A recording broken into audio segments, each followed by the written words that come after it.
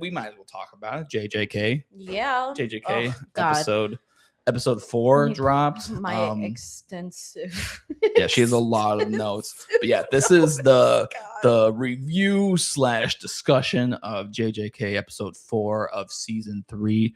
Let me just preface by saying this right off the bat. We both liked this episode. We both really enjoyed it. We didn't think that the last episode was like bad either. We liked the last episode.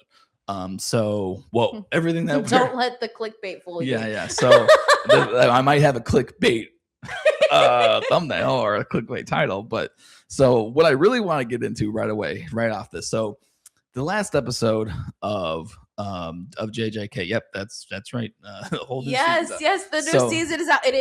Yeah, it's so good. So the last episode of JJK season 3, episode 4 was the Zenin. Spoilers. Yeah, I'm gonna go. Well, how we talk about this is like, yeah, it's gonna be spoilers, but I do want to have a general just discussion about it. So it was the Zenin clan massacre, and like you can look it up if you want to. It's spoiled. It happened. The manga's been out now for like 4 years. So it was it's coming. Bros, it was great. And it was animated really well, and it was a really cool action heavy episode.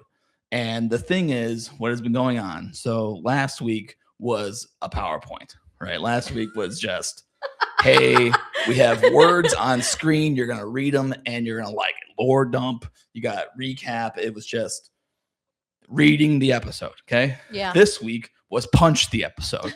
This week we had so many punches. We had so many kicks. We had beams, hands being shot up out of the ceiling. It was just, it was just action, right? So you're gonna have to. I unfortunately, you're gonna have to learn how to read. Yeah. There was enjoy Jujutsu. Yeah, Kaisen. there was no reading in this episode. I mean, there was a little bit, but there was a little bit of no reading in this episode.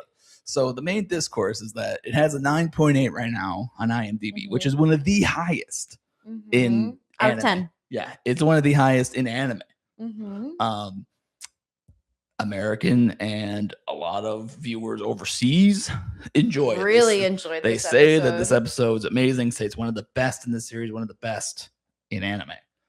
But Japanese viewers hate it because they're saying Americans are stupid, and then they're just pointing at Americans. I will say I haven't seen any discourse of them being like, hey, hate those English people, like the England, the British, nobody ever hates them. I'm not seeing any about that. All I've seen was Americans, of course, Americans would love this episode where it's all punchy and no words, and they hate the last episode. It feels like super gatekeepy. It feels super like, oh, you can't like this if you didn't like that. And it's, listen, I like strawberry jello, hate banana jello. Doesn't mean you can't. Yeah, it doesn't mean I can't fucking like jello. No, I've also seen a lot of I didn't know that it was directed mainly at American viewers, and for that reason. But a lot of the discourse I have been seeing about this is that people are pointing to Japan's current political climate and saying that of course they don't like an episode where a female is kind of getting her lick back. Oh, yeah, that, yeah. And that they're portraying her as very powerful and strong and taking charge. Like, of course, with their current political climate, of course they don't. Which I think, without getting really, really political, I think that you can take some of that as well. Oh, you absolutely. I know people who will watch this and be like, why the Zenin clan was massacred. Yeah, that's exactly the reason why they were massacred, is their treatment towards the female clan members. And they hated how females could even rise up the power, which is like, no, this is minor spoilers. Maki and her twin sister both were supposed to be the next in line to be in the Zenin clan, but because both of them were weak and both of them didn't have and were women techniques and were women, their dad ended up not getting the rightful heir to the throne type of thing. He was disavowed, and now that Maki was like, hey, not only fuck them for doing this to me and my sister, but also fuck you for going along with it. Yeah. So like there is, and that's like minor spoilers for it, but it's like I could definitely see how people would be like, hey, why is there a woman doing all this? And like, and why does she look cool?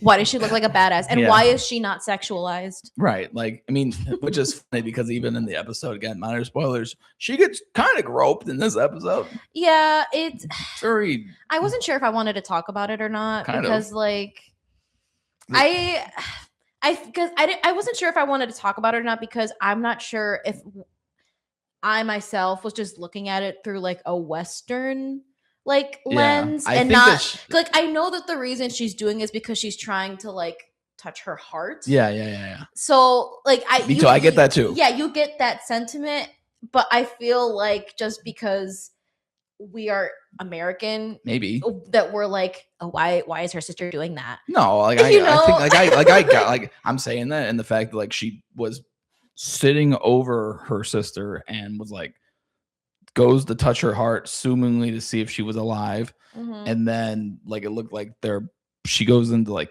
give her breath, and that's what it was, and I get that, but to say that she wasn't like touched on her boobs there is like it did happen. It's just saying, and so I guess you see that as you will. And literally earlier in the episode, something was happening to a woman. I don't want to know what something was happening to a woman in this episode. That it was weird. Yeah.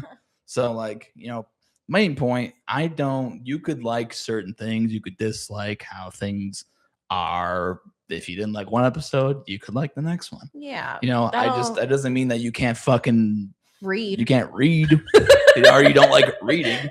Like, so I mean, like they're right in that. Like you should know how to read. So we're going to go now. This will be the spoiler section for the rest of this episode. Close your ears. Yeah. If you don't want to listen to the rest of this for a little bit, maybe come back in like 10 minutes and we'll be talking about the next topic. Hopefully. So yeah. So I have a lot of notes. Yeah. So in this episode of Jujutsu Kaisen, there were so many references to Kill Bill Volumes 1 and 2. No, mainly 1. Yeah. Maria loves Kill Bill. We saw the 6-hour edit of best Kill time Bill. of my life. We just went to the theaters. Go watch it. Literally like 2 weeks ago. This has been the year of Kill Bill. And also, in this episode, they did a bunch of references towards it.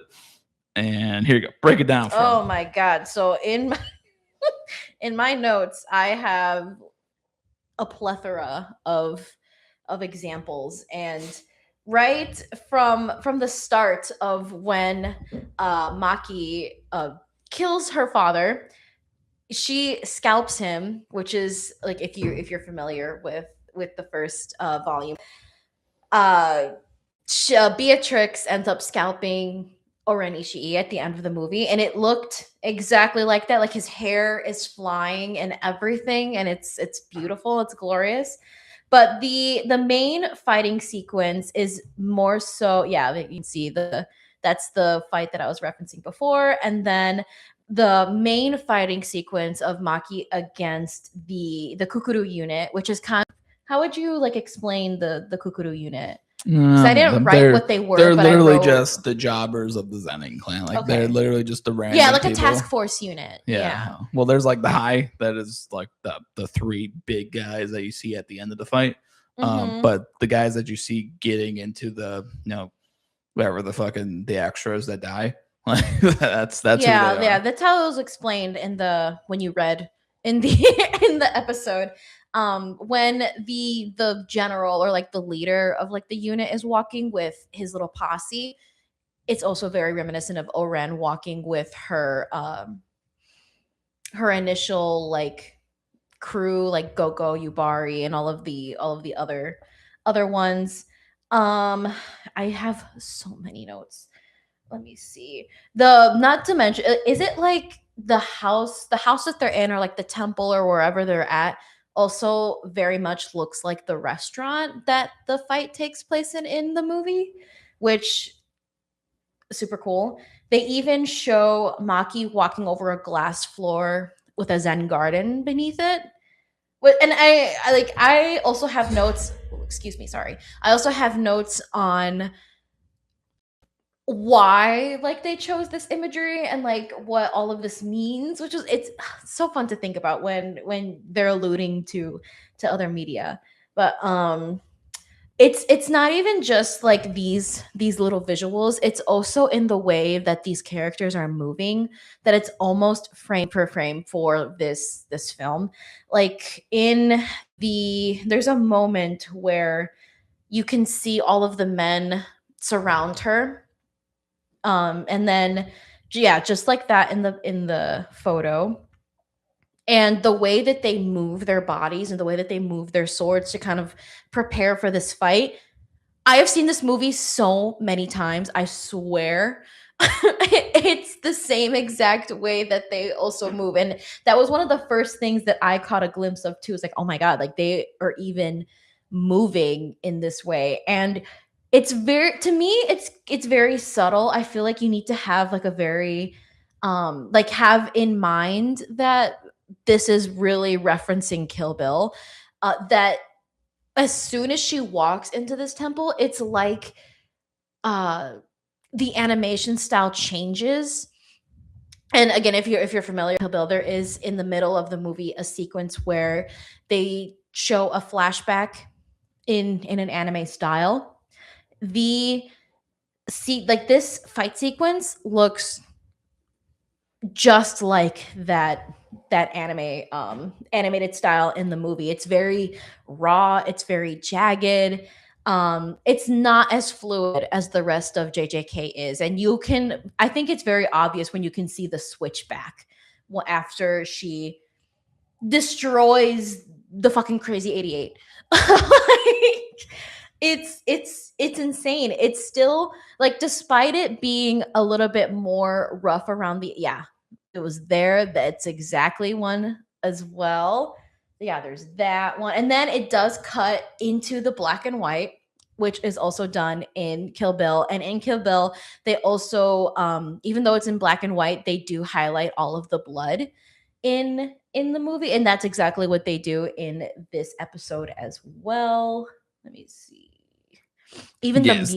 even the music, The music was part of it. like similar. Yeah. The way that she moves, she also almost seems to I think it's a little bit of a stretch, but just the way that she pushes this one character back, it almost looks like the 5-point palm exploding heart technique. Like, they pop someone's eyeballs yeah, out later she on. pulls somebody's eye out. It's literally the Bloody floor. She even like slides on the blood at one point.